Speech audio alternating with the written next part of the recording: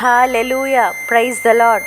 ప్రతిదినము సజీవుడైన దేవుని వాగ్దానాల కొరకు ఎదురు చూస్తున్న ప్రియమైన దేవుని బిడ్డలకి నా వందనాలు. ఈ దినము పరిశుద్ధమైన దేవుడు జీవ గ్రంథంలో నుండి మన కొరకు ఇచ్చిన వాగ్దానం పేతురు రాసిన 2వ పత్రిక 1వ అధ్యాయం 3వ వచనం.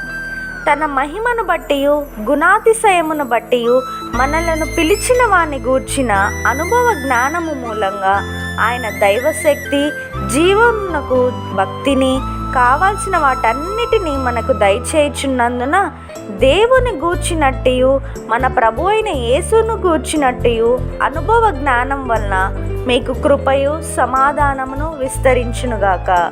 Amen. Verse of the day, 2 Peter chapter 1 verse 3. His divine power has given us everything we need for a godly life through our knowledge of Him who called us by His own glory and goodness. Amen.